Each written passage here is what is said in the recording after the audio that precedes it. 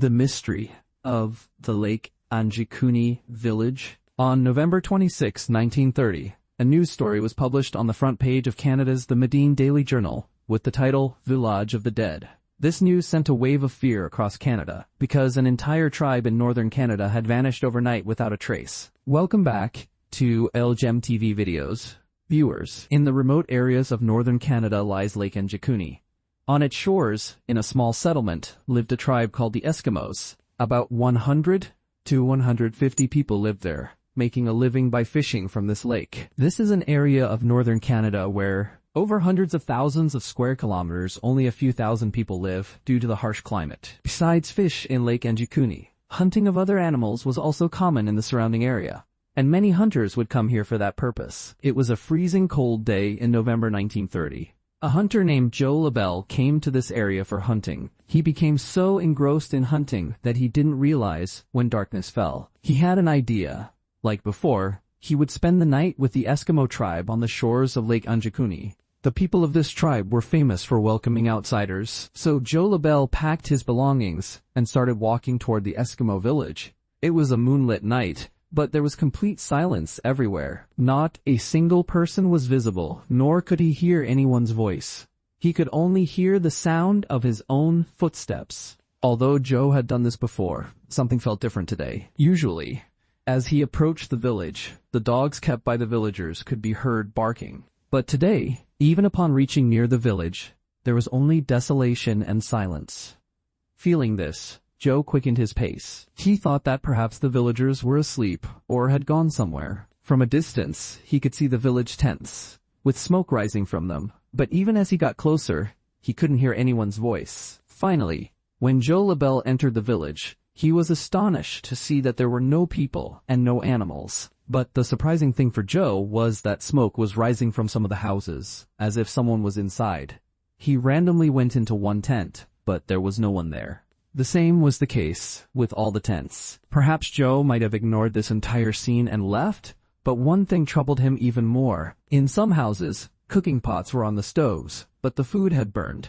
Meaning, someone had kept food to cook for the night but couldn't eat it. Even the clothes that the village women were sewing were there with the needle still threaded. It seemed as if the villagers had left suddenly.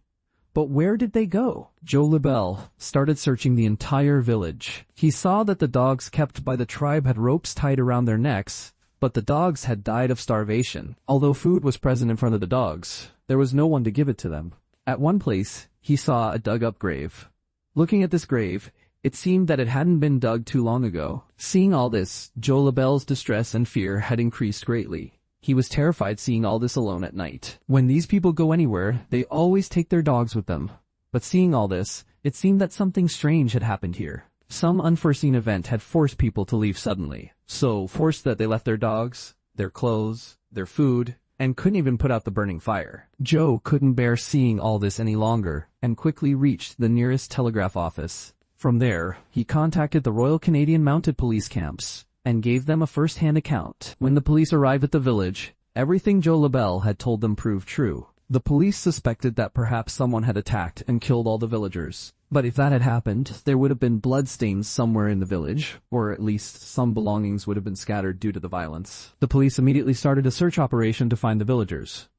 During this search operation, a very strange thing was noticed, which perhaps even Joe had missed. The entire village was covered in snow, but there were no footprints on that snow.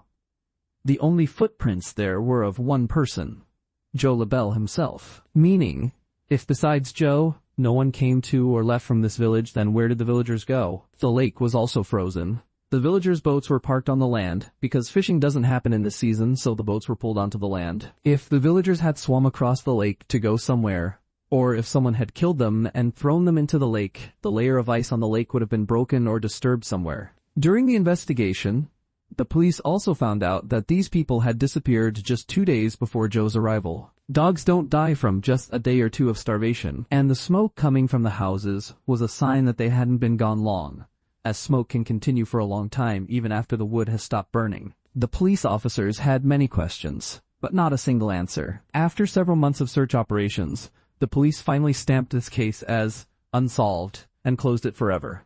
Over time, people also forgot about it. 50 years after this incident, In 1984, writers Roger Bohr and Nigel Blunder wrote an article and tried to connect the entire case to aliens. In their article, they claimed that when they went to explore the Lake Anjikuni area, they met a hunter and his two sons there. They said that they had often seen flying objects of various shapes over the lake, heading toward the village where the Eskimo tribe lived. Based on this story, it was suggested that perhaps aliens had landed that night and taken all the villagers with them. Neither writer had any solid proof of the presence of aliens or their attack, so most people didn't believe it and rejected the theory. After that, many people started creating different stories about the disappearance of the Eskimo tribe. But the reality is that nearly 100 years have passed since this incident, and to this day, no one has the answer to the question, where did the people of the Lake Anjikuni village disappear to without a trace? The case of the vanishing Eskimo tribe remains a mystery to this day. We hope you will also like and share this algem